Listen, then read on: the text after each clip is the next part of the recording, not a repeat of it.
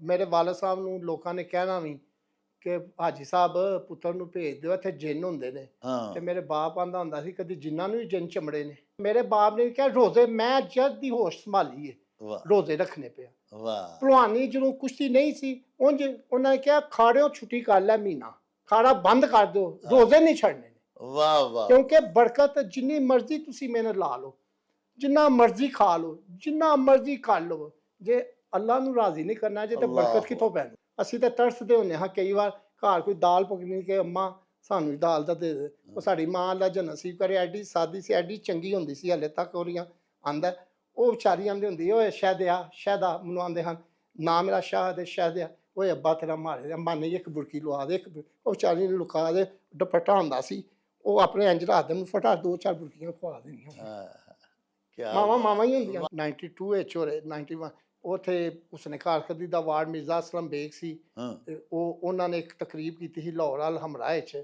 ਉਹਦੇ ਵਿੱਚ ਉਸਨੇ ਕਾਰਕਰਦਗੀ ਦਾ ਅਵਾਰਡ 3 ਭਲਵਾਨ ਸਨ ਦੇਸੀ ਕੁਸ਼ਤੀ ਵਿੱਚ, ਮੈਨੂੰ ਤੇ ਗੋਗੇ ਭਲਵਾਨ ਨੂੰ ਤੇ ਜਾਰੇ ਭਲਵਾਨ ਨੂੰ, ਤਿੰਨਾਂ ਨੂੰ ਉਹਨਾਂ ਨੇ ਅਵਾਰਡ ਦਿੱਤੇ ਸਨ। ਮੈਂ ਦੱਸਣਾ ਚਾਹੁੰਦਾ ਵਾਂ ਸਾਰੀ ਪਾਕਿਸਤਾਨ ਦੀ ਆਵਾਮ ਨੂੰ ਕਹਿ ਰਿਹਾ, ਇੱਕ ਨੂੰ ਚੀਜ਼ ਨੇ ਮੁਖਾਤਬ ਕਰ ਰਿਹਾ, ਪੂਰੀ ਪਾਕਿਸਤਾਨ ਦੀ ਆਵਾਮ ਨੂੰ ਕਹਿ ਰਿਹਾ ਵਾਂ, ਅਗਰ ਜੇ ਪੜ੍ਹਿਆ ਲਿਖਿਆ ਕੋਚ ਹੀ ਅੱਛਾ ਹੁੰਦਾ ਤੇ ਫਿਰ ਤੇ ਅੱਜ ਤੋਂ ਪਹਿਲਾਂ ਗਾਮਾ ਵੀ ਭਲਵਾਨ ਨਾਲ ਰੁਸਮੇ ਜ਼ਮਾਂ ਹੁੰਦਾ, ਭੁੱਲ ਵੀ ਰੁਸਮੇ ਜ਼ਮਾਂ ਨਾ ਹੁੰਦਾ, ਯੂਨਸ ਭਲਵਾਨ ਸਾਰਾ ਪਾਕਿਸਤਾਨ ਨਾ ਹੁੰਦਾ, ਜਿੰਨੇ ਹੀ ਵੱਡੇ ਵੱਡੇ ਮਾਂ ਬਖਸ਼ੋ ਹਿੰਦ ਨਾ ਹੁੰਦਾ, ਉਹ ਗੂੰਗਾ ਭਲਵਾਨ ਨਾ ਹੁੰਦਾ। ਕਿਉਂਕਿ ਉਹਨਾਂ ਦੇ ਜਿਹੜੇ ਕੋਚ ਸਨ ਜਾਂ ਉਸਤਾਦ ਸਨ ਉਹ ਤੇ ਵਿਚਾਰੇ ਸਿੱਧੇ ਸਾਦੇ ਹਨ, ਉਹਨਾਂ ਉੱਤੇ ਅਲਬੇ ਨਹੀਂ ਆਉਂਦੀ ਸੀ। ਕੋਚ ਉਹ ਜਿਹੜਾ ਜਨੂਨੀ ਹੋਵੇ, ਕੋਚ ਉਹ ਜਿਹੜਾ ਆਪਣੇ ਸ਼ਾਗਿਰਦ ਦਾ ਜਿਹਨੂੰ ਟ੍ਰੇਨਿੰਗ ਕਰਾ ਰਿਹਾ ਉਹਦੇ ਨਾਲ ਸਿੰਸੀਅਰ ਹੋਵੇ, ਉਹਦੇ ਨਾਲ ਆਪਣੀ ਜਾਨ ਮਾਰੀ ਕਰੇ। ਕੋਚ ਉਹ ਜਿਹੜਾ ਆਪਣੇ ਸ਼ੁਗਲ ਮੇਲੇ ਛੱਡ ਦੇ, ਆਪਣੀ ਸਾਰਾ ਕੁਝ ਛੱਡ ਦੇ, ਜ਼ਿੰਦਗੀ ਉਹਨਾਂ ਵਾਸਤੇ ਵਕਫ ਕਰ ਦੇਵੇ।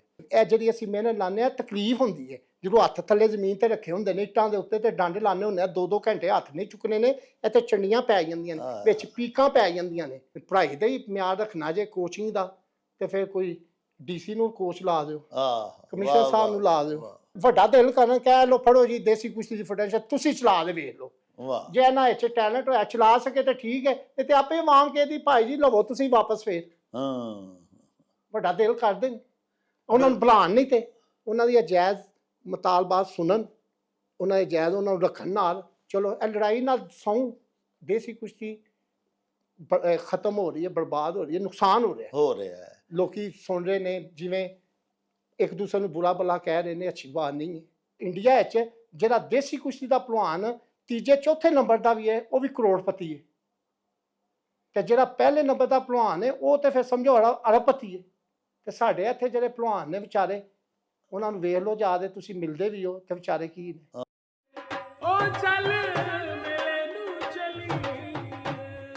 ਬਿਸਮਿल्लाह रहमान रहीम।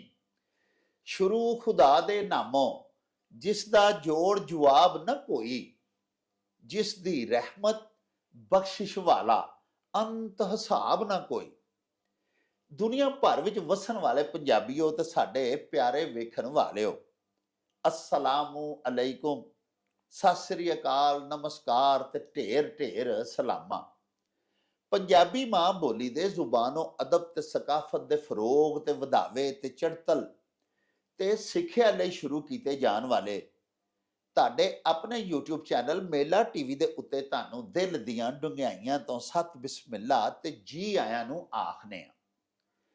ਪਿਆਰਿਓ, ਸਾਡੀ ਇਹ ਬੇਨਤੀ ਹੈ ਵੀ ਆਪਣੇ ਮੇਲਾ TV ਨੂੰ ਸਬਸਕ੍ਰਾਈਬ ਕਰ ਲਵੋ, ਨਾਲ ਬਣਿਆ ਹੋਇਆ ਟੱਲੀ ਦਾ ਨਿਸ਼ਾਨ ਜ਼ਰੂਰ ਦਬਾਇਆ ਜੇ ਤਾਂ ਕਿ ਸਾਡੇ ਆਲ ਨੋਟੀਫਿਕੇਸ਼ਨਸ ਵੇਲੇ ਸਿਰ ਤੁਹਾਡੇ ਤਾਈਂ ਅਪੜ ਸਕਣ।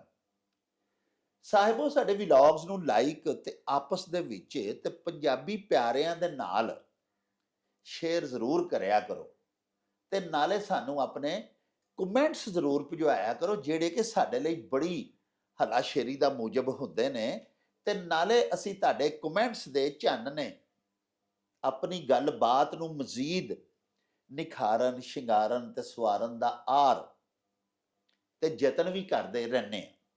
ਮੈਂ ਅਨੁਮਾਨ ਇਜਾਜ਼, ਦੇਸ਼ ਪੰਜਾਬ ਦੇ ਸਾਰੇ ਹੀ ਰੰਗ ਘਰ ਬੈਠਿਆਂ ਮੇਲਾ ਨਿਊਜ਼ ਵੇਖਣ ਲਈ ਅੱਜ ਹੀ ਸਬਸਕ੍ਰਾਈਬ ਕਰੋ, ਬਲਕਿ ਮੈਂ ਤੇ ਕਹਿਣਾ ਹੁਣੇ ਕਰੋ।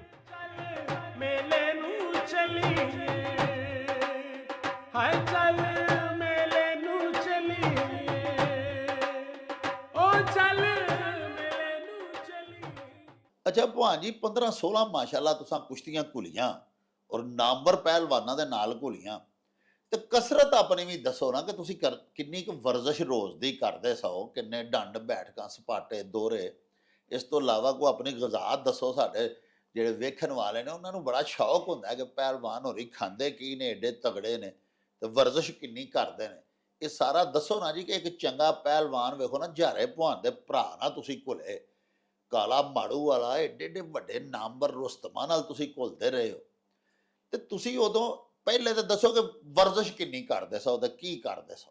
ਡਾਕਟਰ ਸਾਹਿਬ ਵਰਦਸ਼ ਤੇ ਬੇਹਿਸਾਬ ਹੁੰਦੀ ਸੀ, ਗਿਣਤਰੀ ਇੱਥੇ ਆਂਦੀ ਨਹੀਂ ਸੀ ਜੀ ਘੰਟਿਆਂ ਦੇ ਹਿਸਾਬ ਨਾਲ ਵਰਦਸ਼ ਹੁੰਦੀ ਸੀ। ਕੋਈ ਜਿਵੇਂ ਅੱਜ ਕੱਲ੍ਹ ਦੇ ਭਲਵਾਨ ਕਰਦੇ ਨੇ ਜੀ 500 ਡੰਡ ਲਾ ਲਿਆ, 1000 ਲਾ ਲਿਆ, ਹਾਂ ਘੰਟੇ ਹੁੰਦੇ ਹਾਂ 5 ਘੰਟੇ 4 ਘੰਟੇ 6 ਘੰਟੇ। ਡੰਡ ਮੈਂ ਬੜੇ ਖੁਸ਼ ਹੋ ਦੇ ਲਾਨਾ ਹਾਂ, ਜਿਹੜੇ ਲੰਮੇ ਪੈਰੇ ਡੰਡ ਹੁੰਦੇ ਨੇ ਹਾਂ ਮੈਂ 6000 5800 6000 ਡੰਡ ਲਾਨਾ ਹਾਂ। ਵਾਹ ਬੈਠਕਾਂ ਮੈਂ ਘੱਟ ਲਾਨਾ ਹਾਂ।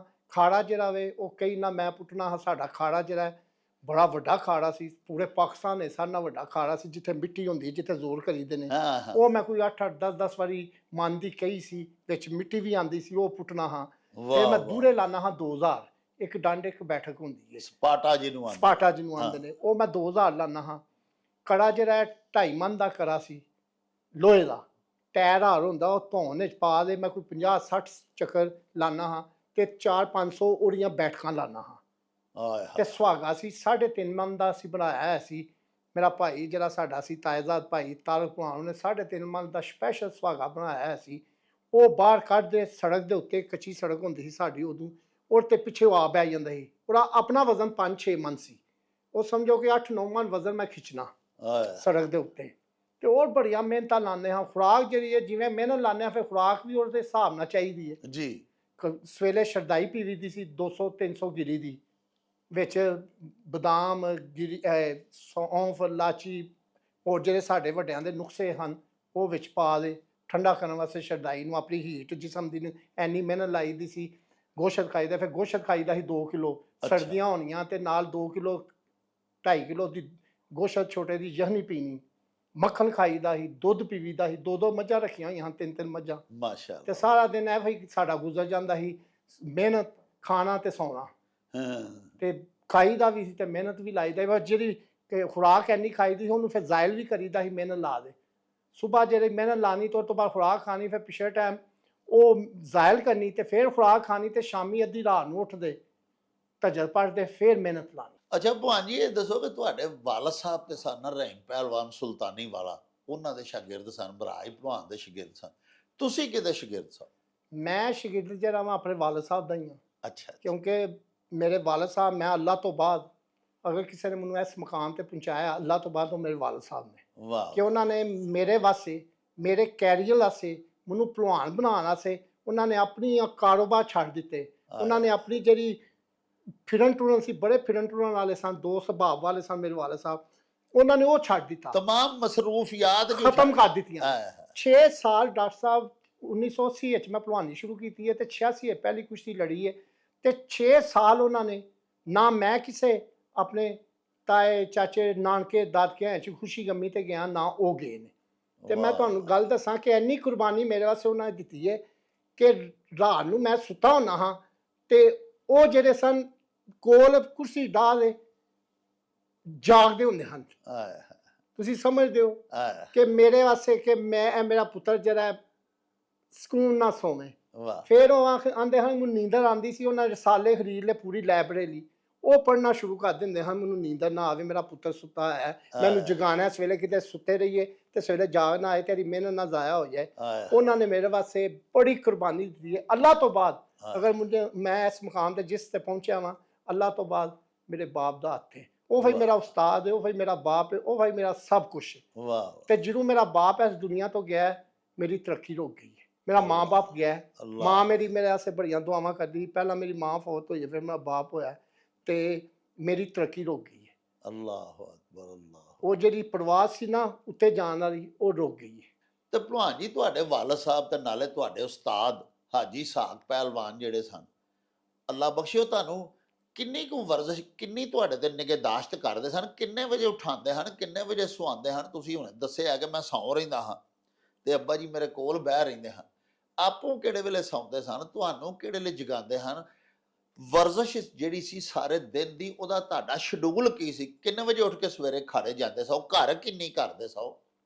ਸਾਡੇ ਬਰਦਰ ਦਾ ਸ਼ਡਿਊਲ ਤੇ ਇਹ ਸੀ ਕਿ ਰਾਤ ਨੂੰ ਅਸੀਂ ਉੱਠ ਪੈਣਾ, ਧੱਜਰ ਟਾਈਮ ਉਹਨਾਂ ਨੂੰ ਉਠਾ ਲੈਣਾ, ਜੀ ਧੱਜਰ ਪਣ, ਕਿਉਂਕਿ ਉਹ ਤੇ ਸੌਂਦਾ ਹੀ ਨਹੀਂ ਸਨ। ਜੀ ਮੇਰੀ ਨੀਂਦਰ ਵਾਸਤੇ, ਮੇਰੇ ਆਰਾਮ ਵਾਸਤੇ ਉਹਨਾਂ ਨੇ ਆਪਣੀ ਨੀਂਦਰਾਂ ਜ਼ਾਇਆ ਕਰ ਦਿੱਤੀਆਂ ਹਨ, ਆਪਣਾ ਆਰਾਮ ਜਿਹੜਾ ਹੀ ਕੁਰਬਾਨ ਕਰ ਦਿੱਤਾ ਸੀ। ਹਾਂ ਤੇ ਮੇਰੇ ਵਾਸਤੇ ਉਹ ਮੈਨੂੰ ਉਠਾਣਾ ਤੇ ਲੈ ਦੇ, ਉਹਨਾਂ ਨੇ ਮੈਨੂੰ ਖਾੜਾ ਸਾਡਾ ਵੱਡੇ ਕਬਰਸਤਾਨ ਦੇ ਕੋਲ, ਤੁਸੀਂ ਵੇਖਿਆ ਹੋਇਆ ਹਾਂਜੀ ਸਾਹਿਬ, ਹਾਂਜੀ ਉੱਥੇ ਸੁਨਸਾਨ ਇਲਾਕੇ ਹੁੰਦੇ ਹਨ। ਉਦੋਂ ਤੇ ਅੱਜ ਤੋਂ 40 45 50 ਸਾਲ ਪਹਿਲਾਂ ਉਹ ਕਈ ਸੁਨਸਾਨ ਸੀ, ਹੁਣ ਤੇ ਫੇਰ ਉਦੋਂ ਤੇ ਬਹੁਤ ਸੁਨਸਾਨ।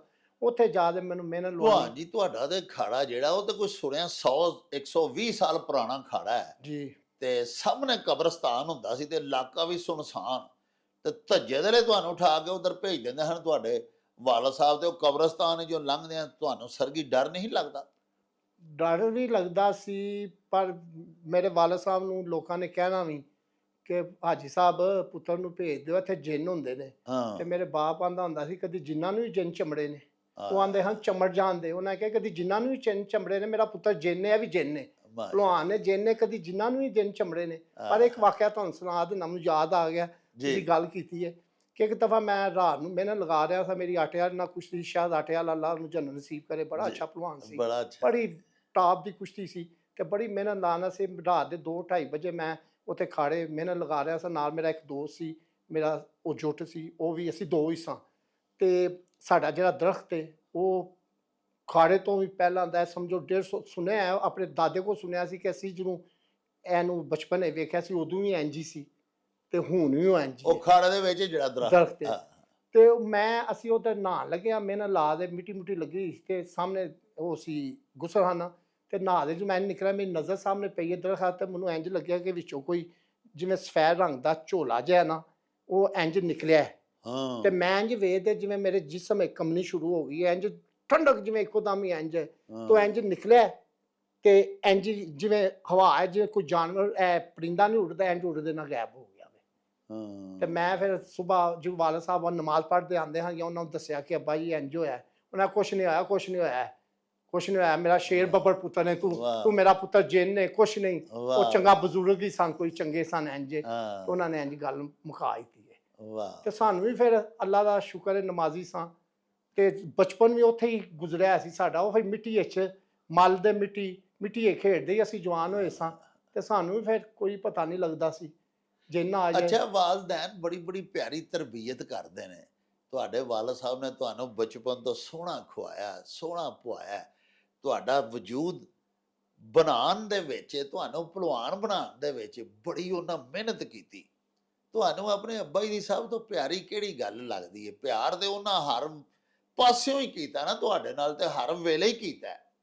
ਕੋਈ ਐਸੀ ਗੱਲ ਅੱਬਾ ਜੀ ਦੀ ਸੁਣਾਓ ਜਿਹਦੇ ਤੋਂ ਬੜੇ ਤੁਸੀਂ ਖੁਸ਼ ਹੁੰਦੇ ਹੋ ਕਿ ਅੱਬਾ ਜੀ ਹੁੰਦੇ ਹਨ ਤੇ ਬੜਾ ਇਹ ਕੰਮ ਕਰਦੇ ਹਨ? ਜਿਵੇਂ ਹੁਣੇ ਤੁਸੀਂ ਫਰਮਾਇਆ ਜਦੋਂ ਦੇ ਮੇਰੇ ਵਾਲਦ ਸਾਹਿਬ ਫੌਤ ਹੋ ਗਏ ਨੇ, ਮੇਰੀ ਤਰੱਕੀ ਰੁਕ ਗਈ ਹੈ, ਤੇ ਉਹਨਾਂ ਦੀ ਸ਼ਫਕਤ ਦੀ ਕੋਈ ਗੱਲ ਸੁਣਾਓ। ਡਾਕਟਰ ਸਾਹਿਬ ਸ਼ੌਕਤ ਦੀ ਤੇ ਜਿੰਨਾ ਤੱਕ ਉਹ ਜ਼ਿੰਦਾ ਰਹੇ ਨੇ, ਮੈਂ ਉਹਨਾਂ ਦੇ ਮੈਂ ਪੈਦਾ ਹੋਇਆ ਉਹ ਤੋਂ ਹੀ ਲੈ ਲਓ, ਉਹਨਾਂ ਦੇ ਆਸਾਨ ਹੀ ਨੇ ਮੇਰੇ ਤੇ। ਮੈਂ ਤੇ ਇੱਕ ਆਮ ਜਿਹਾ ਇਨਸਾਨ ਸਾਂ, ਜਿਵੇਂ ਮੇਰੇ ਦੂਜੇ, ਮੈਂ ਨਾ ਮੈਨੂੰ ਭਲਵਾਨੀ ਕਰਾਉਂਦੇ, ਨਾ ਮੇਰੇ ਤੇ ਮਿਹਨਤ ਕਰਦੇ, ਅੱਲਾਹ ਤਾਲਾ ਬਰਕਤ ਨਾ ਪਾਉਂਦਾ, ਤੇ ਮੈਂ ਵੀ ਇੱਕ ਆਮ ਇਨਸਾਨ ਹੋਣਾ ਸੀ। ਨਾ ਤੁਸੀਂ ਮੇਰੇ ਕੋਲ ਬੈਠਿਆ ਹੋਣਾ ਸੀ, ਮੇਰੇ ਕੋਲ ਇੰਝ ਆਉਣਾ ਸੀ, ਤੇ ਨਾ ਮੈਨੂੰ ਕਿਸੇ ਨੇ ਜਾਣਨਾ ਸੀ। ਜਿਹੜਾ ਹੁਣ ਪੂਰੀ ਦੁਨੀਆ ਵਿੱਚ ਅਸੀਂ ਫਿਰਿਆ ਵਾ, ਇਹ ਭਲਵਾਨੀ ਦੇ ਸਦਕੇ ਪੂਰੀ ਦੁਨੀਆ ਲੋਕੀ ਜਾਣਦੇ ਨੇ, ਅੱਛੇ ਲਫ਼ਜ਼ਾਂ ਨਾਲ ਬੁੱਢੇ ਹੁੰਦੇ ਪਿਆ, ਤੇ ਲੋਕੀ ਜਾਣਦੇ ਨੇ ਭਲਵਾਨੀ ਦੇ ਸਦਕੇ।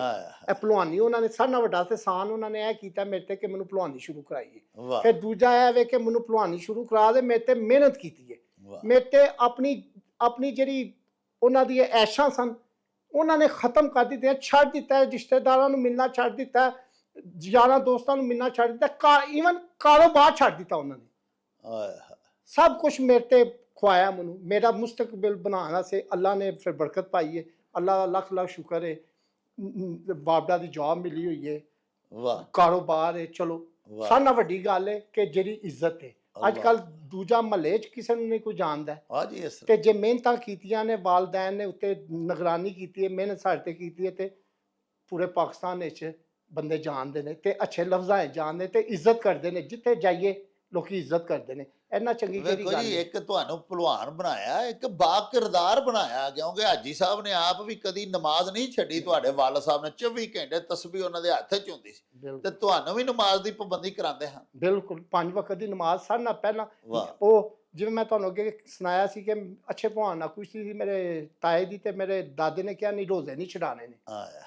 ਇੰਜ ਮੇਰੀ ਵੀ ਇੱਕ ਵਾਰੀ ਕੁਸ਼ਤੀ ਸੀ, ਦੋ ਕੋਈ ਮਹੀਨੇ ਡੇਢ ਦੋ ਬਾਅਦ, ਤੇ ਮੇਰੇ ਬਾਪ ਨੇ ਕਿਹਾ ਰੋਜ਼ੇ, ਮੈਂ ਜਦ ਦੀ ਹੋਸ਼ ਸੰਭਾਲੀ ਹੈ ਵਾਹ ਰੋਜ਼ੇ ਰੱਖਣੇ ਪਿਆ। ਵਾਹ ਭਲਵਾਨੀ ਜਦੋਂ ਕੁਸ਼ਤੀ ਨਹੀਂ ਸੀ ਉਂਝ ਉਹਨਾਂ ਨੇ ਕਿਹਾ ਖਾੜਿਓ ਛੁੱਟੀ ਕਰ ਲੈ, ਮਹੀਨਾ ਖਾੜਾ ਬੰਦ ਕਰ ਦਿਓ, ਰੋਜ਼ੇ ਨਹੀਂ ਛੱਡਣੇ ਨੇ। ਵਾਹ ਵਾਹ। ਕਿਉਂਕਿ ਬਰਕਤ ਜਿੰਨੀ ਮਰਜ਼ੀ ਤੁਸੀਂ ਮਿਹਨਤ ਲਾ ਲਓ, ਜਿੰਨਾ ਮਰਜ਼ੀ ਖਾ ਲਓ, ਜਿੰਨਾ ਮਰਜ਼ੀ ਕਰ ਲਓ, ਜੇ ਅੱਲਾ ਨੂੰ ਰਾਜ਼ੀ ਨਹੀਂ ਕਰਨਾ ਜੇ, ਤੇ ਬਰਕਤ ਕਿੱਥੋਂ ਪੈਣੀ? ਵਾਹ ਵਾਹ। ਬਰਕਤ ਤੇ ਸ਼ੋਹਰਤ, ਦੌਲਤ, ਇੱਜ਼ਤ ਰੱਬ ਸਿਰਫ ਅੱਲਾ ਨੇ ਦੇਣੀ। ਵਾਹ।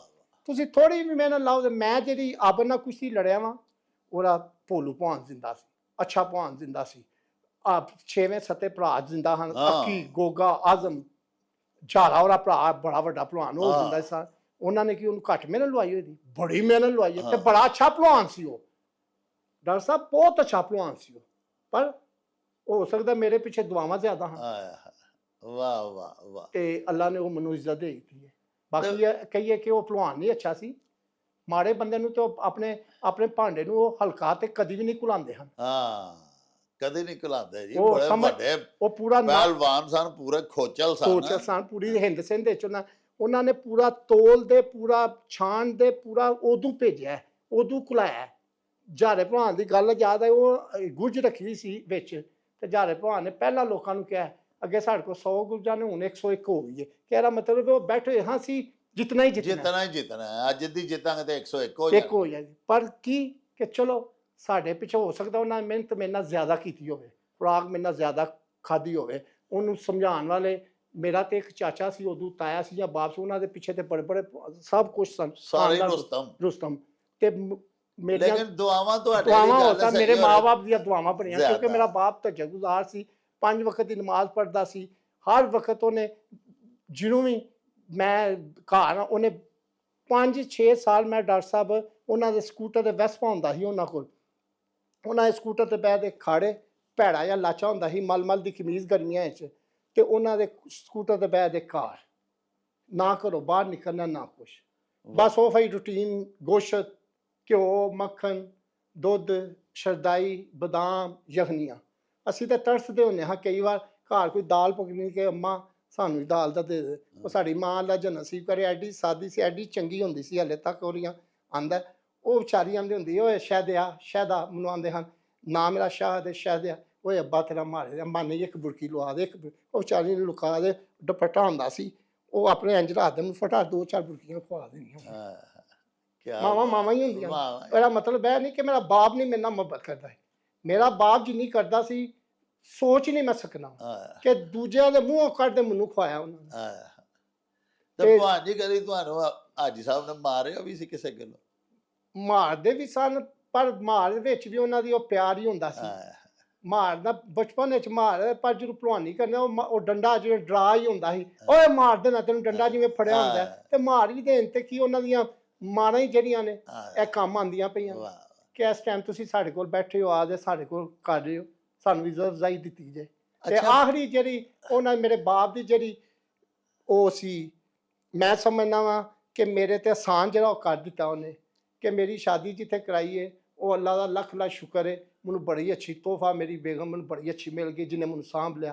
ਕਿ ਨਹੀਂ ਤੇ ਭਲਵਾਨ ਅਕਸਰ ਵਿਚਾਰੇ ਜਿਹੜੇ ਨੇ ਰੁੱਲ ਖੁੱਲ ਜਾਂਦੇ ਨੇ, ਕਿਉਂਕਿ ਇਹਨਾਂ ਨੇ ਕੰਮ ਕਦੀ ਜ਼ਿੰਦਗੀ ਨਹੀਂ ਕੀਤਾ ਹੁੰਦਾ।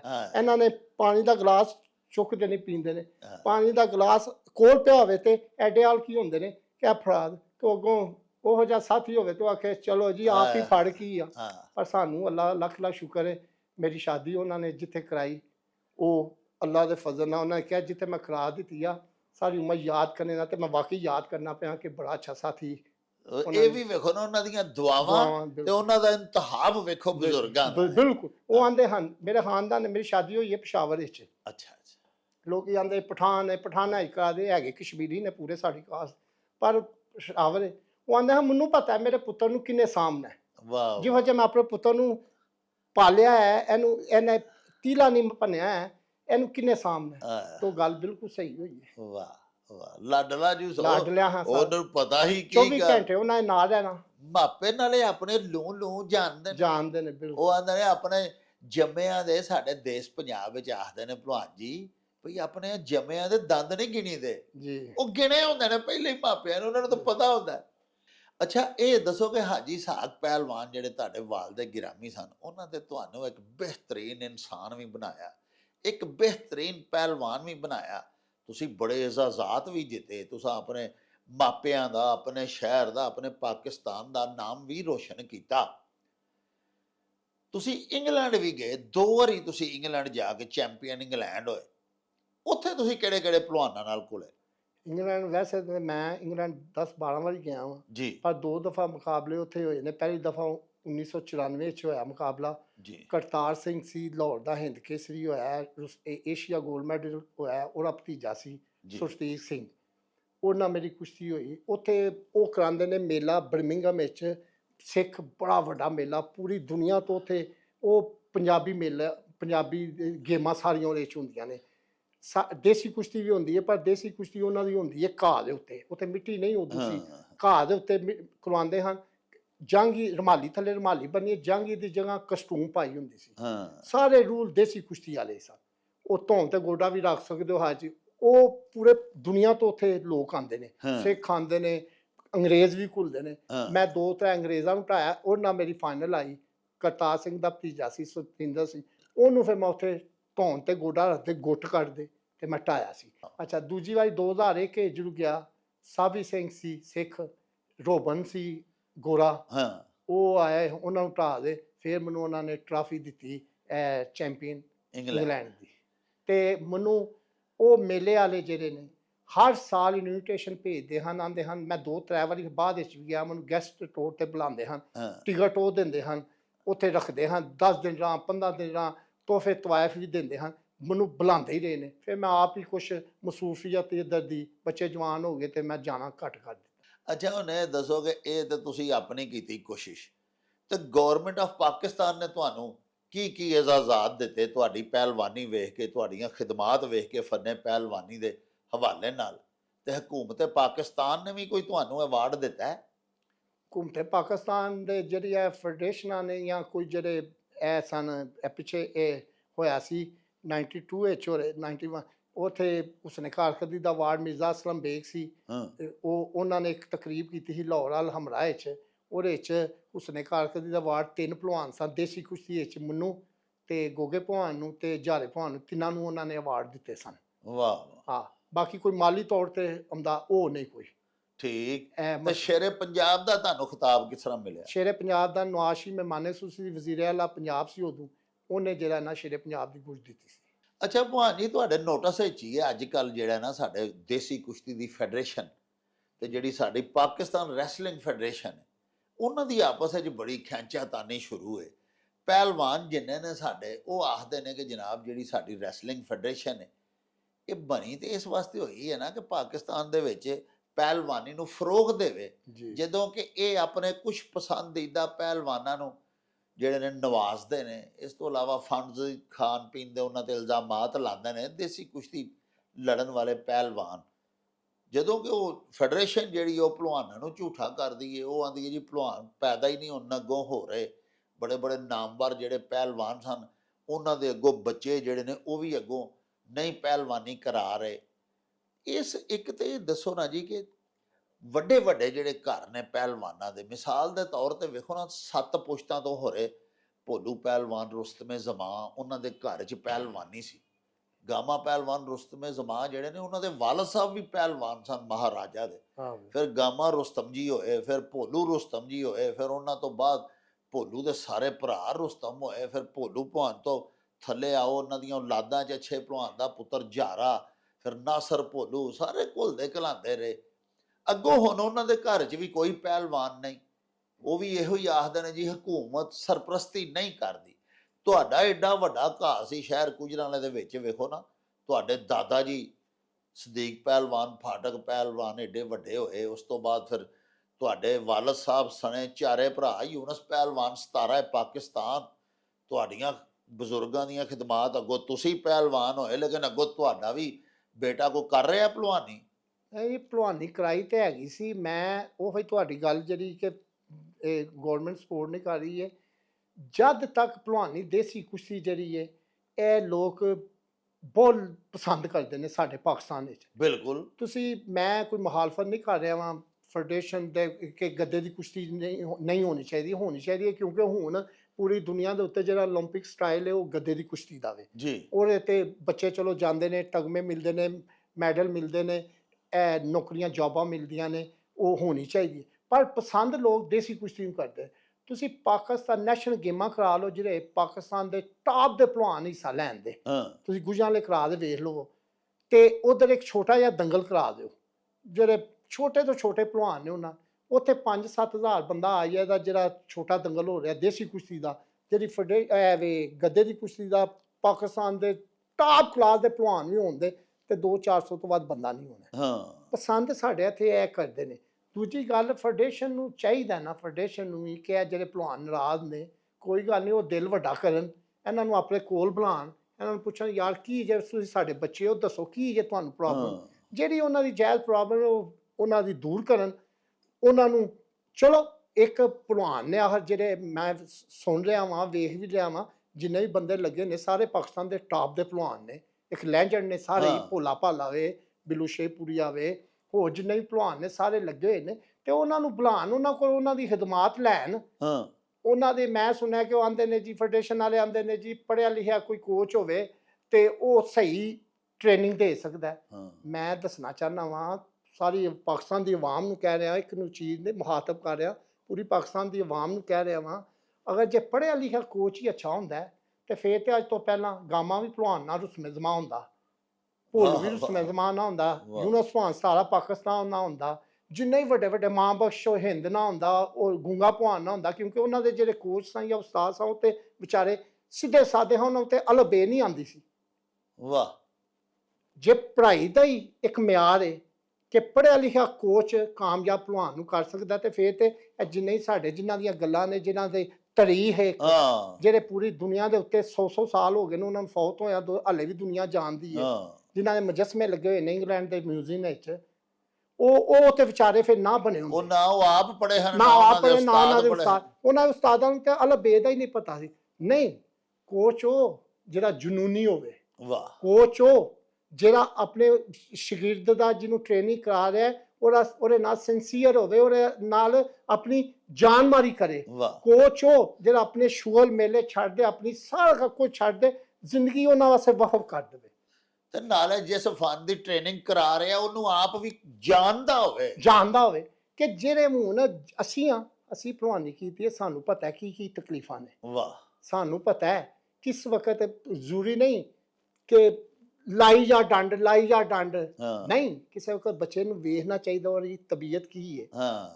ਇਹ 30 ਦਿਨ ਖੁਦਾ ਦੇ ਬੰਦਾ ਇੱਕੋ ਟਾਈਮ ਮਿਹਨਤ ਨਹੀਂ ਲਾ ਸਕਦਾ। ਚੋਰ ਦਾ ਰਿਮਾਂਡ ਹੁੰਦਾ 7 ਦਿਨ ਦਾ, 10 ਦਿਨ ਦਾ, 15 ਦਿਨ ਦਾ, ਵੱਧ ਤੋਂ ਵੱਧ 21 ਦਿਨ ਦਾ ਹੋ ਗਿਆ, ਤੇ ਭਲਵਾਨਾਂ ਦਾ ਤੇ ਰਿਮਾਂਡ ਸਾਲਾਂ ਸਾਲ ਹੁੰਦਾ। ਮਾਰੀਏ ਲੋਕਾਂ ਕੋ ਧਰੋਲਾਂ ਖਾਣੀਆਂ, ਲੋਕਾਂ ਕੋ ਧੋਣਾ ਤੇ ਗੋਡੇ ਰਹਾਣੇ, ਲੋਕਾਂ ਕੋ ਇਹ ਜਿਹੜੀ ਅਸੀਂ ਮਿਹਨਤ ਲਾਉਂਦੇ ਹਾਂ ਤਕਲੀਫ ਹੁੰਦੀ ਹੈ। ਜਦੋਂ ਹੱਥ ਥੱਲੇ ਜ਼ਮੀਨ ਤੇ ਰੱਖੇ ਹੁੰਦੇ ਨੇ ਇੱਟਾਂ ਦੇ ਉੱਤੇ ਤੇ ਡੰਡ ਲਾਉਂਦੇ ਹੁੰਦੇ ਆ, 2-2 ਘੰਟੇ ਹੱਥ ਨਹੀਂ ਚੁੱਕਣੇ ਨੇ, ਇੱਥੇ ਚੰਡੀਆਂ ਪੈ ਜਾਂਦੀਆਂ ਨੇ, ਵਿੱਚ ਪੀਕਾਂ ਪੈ ਜਾਂਦੀਆਂ ਨੇ, ਹੱਥ ਇੰਝ ਹੋ ਜਾਂਦੇ ਨੇ ਜਿਵੇਂ ਜ਼ਖਮੀ ਨੇ, ਖੂਨ ਵਿੱਚੋਂ ਨਿਕਲਦਾ ਤੇ ਮੋਢਿਆਂ ਵਿੱਚ ਦਰਦਾਂ ਹੋ ਜਾਂਦੀਆਂ। ਰਾਤੀ ਸੌਂਈਦਾ ਚੀਕਾਂ ਮਾਰੀ ਦੀਆਂ ਨੇ, ਕਦੀ ਇੱਧਰ ਦਰਦ, ਕਦੀ ਇੱਧਰ ਦਰਦ, ਕਦੀ ਇੱਧਰ ਦਰਦ, ਤੇ ਫਿਰ ਸਾਰਿਆਂ ਨਾਲੋਂ ਵੱਡੀ ਖੁਰਾਕ ਖਾਣੀ ਗੋਸ਼ਤ, ਰੋਜ਼ ਹੀ ਗੋਸ਼ਤ। ਉਂਝ ਬੰਦਾ ਅੱਕ ਜਾਂਦਾ ਖਾ ਦੇ, ਦੁੱਧ ਪੀ ਦੇ ਅੱਕ ਜਾਂਦਾ।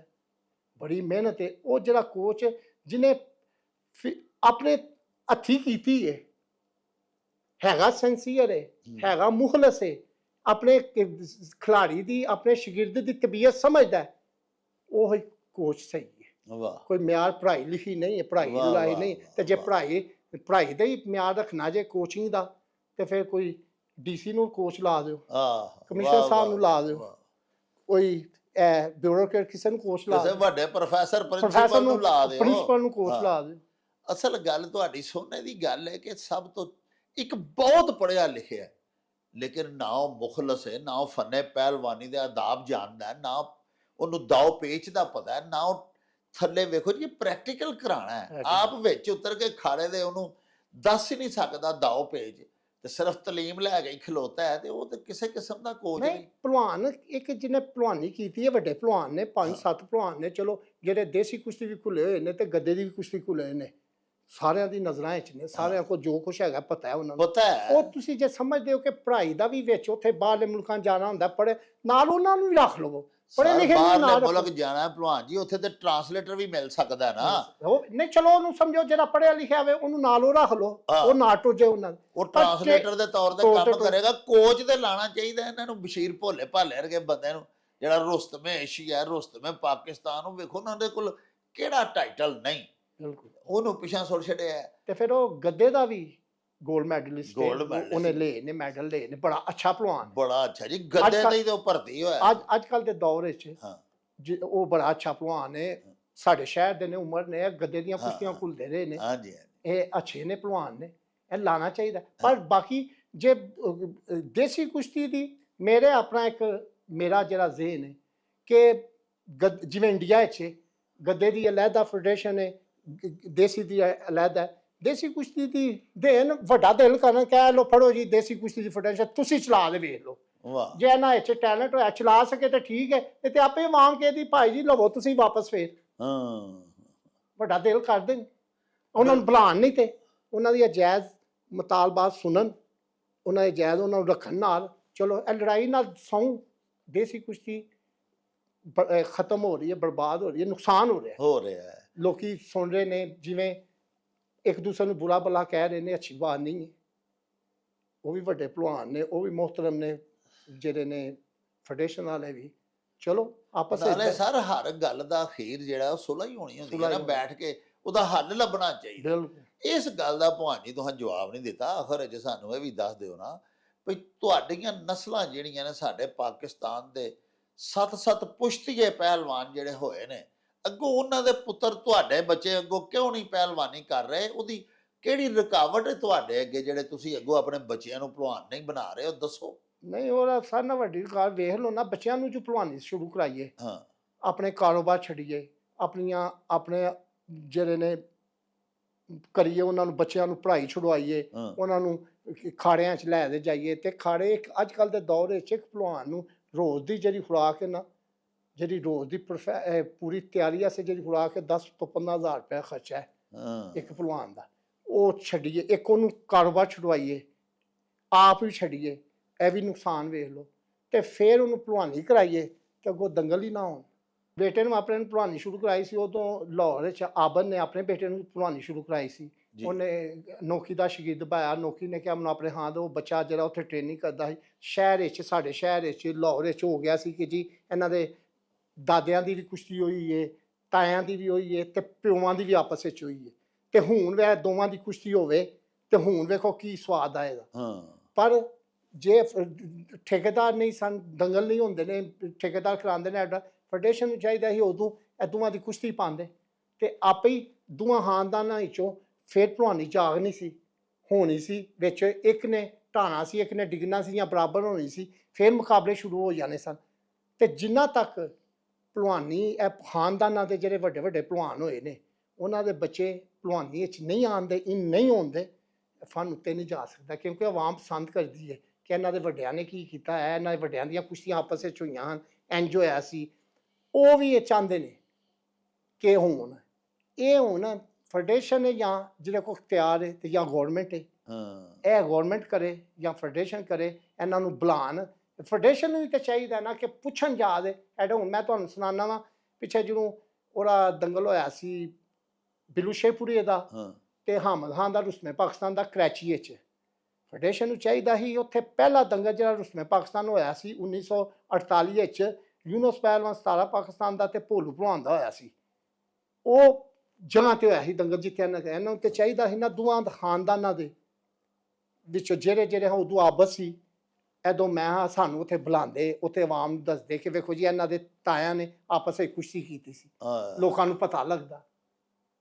ਤੇ ਜੇ ਅੰਨਾ ਵੰਡੇ ਸ਼ਰੀਰੀਆਂ ਪਹੁੰਚੋ ਆਪਣੇ ਘਰ, ਤੇ ਫਿਰ ਕੀ ਕਰੀਏ? ਵਾਹ ਵਾਹ ਕਿ ਬੱਚਿਆਂ ਨੂੰ ਭਲਵਾਨੀ ਕਰਾ ਦੇ, ਉਹਨਾਂ ਦੀ ਪੜ੍ਹਾਈ ਵੀ ਛੁਡਵਾ ਦਈਏ, ਤੇ ਜੇ ਕਾਰੋਬਾਰ ਕਰ ਰਹੇ ਨੇ ਕਾਰੋਬਾਰ ਵੀ ਛੁਡਵਾ ਦਈਏ। ਮਗਰੋਂ ਇੱਕ ਦੋ ਕੁਸ਼ਤੀ ਲੜਨ, ਆਪਣਾ ਵੀ ਟਾਈਮ ਜ਼ਾਇਆ ਆਪਣਾ ਵੀ ਕਰੀਏ, time ਰੋਜ਼ ਜ਼ਾਇਆ। ਦਾ 10-15 ਹਜ਼ਾਰ ਰੁਪਇਆ ਰੁਪਈਆ ਵੀ ਖਰਚੀ। ਕੋਲੋਂ ਲਾਈਏ ਕੋਲੋਂ ਲਾਈਏ ਤੇ ਅੱਗੋਂ ਪਜ਼ੀਰ ਆਈ ਵੀ ਕੋਈ ਨਾ ਕੋਈ ਹੋਵੇ ਨਾ ਉਸ ਹੋਵੇ। ਕੰਮ ਦੀ। ਤੇ ਫਿਰ ਕੀ ਕਰੇ ਬੰਦਾ। ਹਾਂ। ਹੁਣ ਇਹ ਭਲਵਾਨਾਂ ਦੇ ਜਿਹੜੇ ਭਲਵਾਨ ਨੇ, ਐਸੇ ਭਲਵਾਨ ਨੇ ਲਾਹੌਰ ਵਿੱਚ, ਬੜੇ ਬੜੇ ਵੱਡੇ ਭਲਵਾਨ ਹੋਏ ਨੇ। ਸ਼ਹੀਦਾ ਭਲਵਾਨ ਹੋਇਆ, ਮਨੀਲਾ ਚੈਂਪੀਅਨ ਹੋਇਆ, ਹਾਂ। ਸਾਦਕ ਸਾਈਕਲਾਂ ਵਾਲਾ ਹੋਇਆ, ਹੋਰ ਕਲਾਮ ਕੁੜੀ ਨੱਪ ਹੋਇਆ, ਹਾਂ ਹੋਰ ਬੜੇ ਬੜੇ ਵੱਡੇ ਭਲਵਾਨ ਨੇ। ਉਹਨਾਂ ਦੇ ਬੱਚੇ ਨਹੀਂ ਕਰਦੇ ਪਏ। ਸਿਆਲਕੋਟ ਰਾਜੂ ਢਾਕਰ ਸੀ, ਗੂੰਗੇ ਭਲਵਾਨ ਦੀ ਔਲਾਦ ਹੈ। ਹਾਂ ਮਲਤਾਨ ਵਿੱਚ ਹਸਨ ਬਖਸ਼ ਹੋਰਾਂ ਦੀ ਔਲਾਦ ਹੈ। ਨਹੀਂ ਕਰਦੇ ਪਏ ਨੇ। ਹਾਂ ਕਿਉਂ ਨਹੀਂ ਕਰਦੇ ਪਏ ਨੇ? ਅੱਗੋਂ ਉਹਨਾਂ ਦੇ ਜਿਹੜੀਆਂ ਅੱਗੋਂ ਰਿਸ਼ਤੇਦਾਰ ਜਾਂ ਭੈਣ ਭਰਾ ਆਉਂਦੇ ਹੁੰਦੇ, ਤੁਸੀਂ ਕੀ ਖੱਟ ਲਿਆ ਜਿਹੜਾ ਉਹਨਾਂ ਦੀ ਜ਼ਿੰਦਗੀ ਖਰਾਬ ਕਰਨੀ ਹੈ? ਹਾਂ ਜਾਂ ਤੇ ਕੋਈ ਐਸਾ ਮਿਲਿਆ ਜਿਵੇਂ ਇੰਡੀਆ ਵਿੱਚ ਇਹ ਆਂਦੇ ਨੇ ਜੀ, ਇੰਡੀਆ ਵਿੱਚ ਜਿਹੜਾ ਦੇਸੀ ਕੁਸ਼ਤੀ ਦਾ ਭਲਵਾਨ ਤੀਜੇ ਚੌਥੇ ਨੰਬਰ ਦਾ ਵੀ ਹੈ, ਉਹ ਵੀ ਕਰੋੜਪਤੀ ਹੈ। ਤੇ ਜਿਹੜਾ ਪਹਿਲੇ ਨੰਬਰ ਦਾ ਭਲਵਾਨ ਹੈ ਉਹ ਤੇ ਫਿਰ ਸਮਝੋ ਅਰਬਪਤੀ ਹੈ।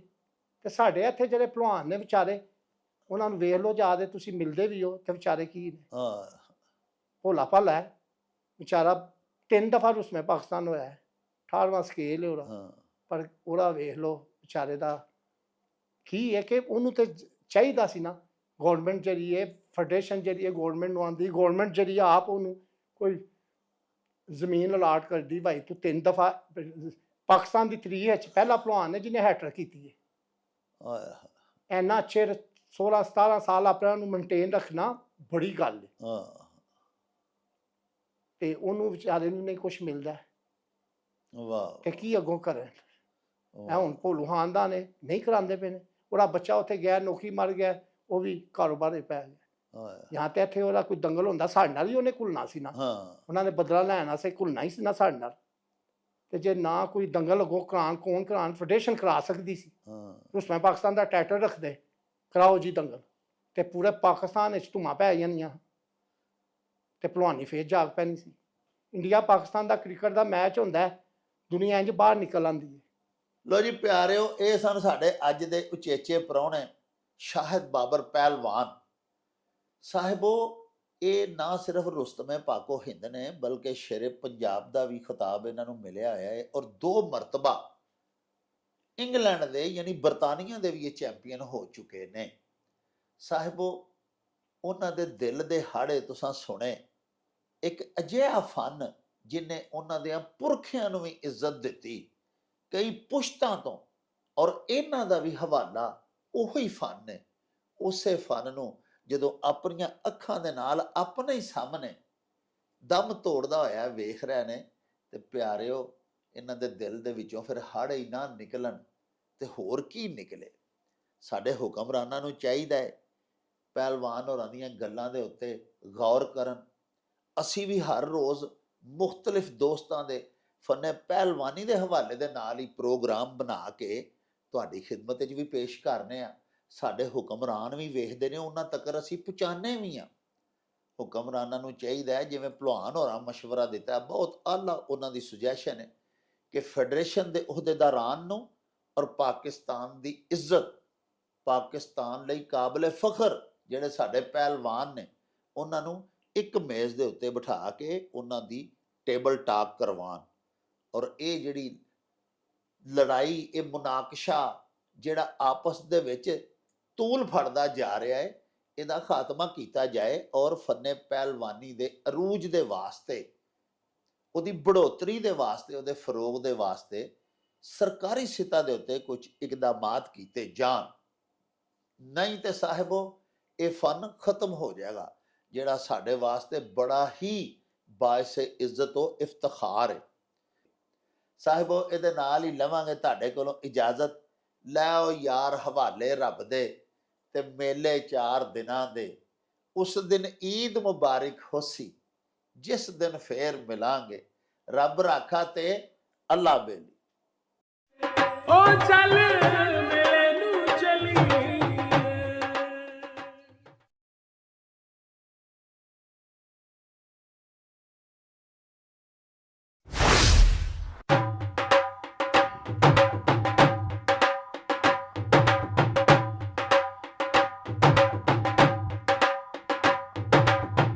ਰੌਣਕ ਹੋ ਜਾਊ ਛੱਟ ਵੇ, ਚੱਲ ਮੇਲੇ ਨੂੰ ਚਲੀਏ। ਓ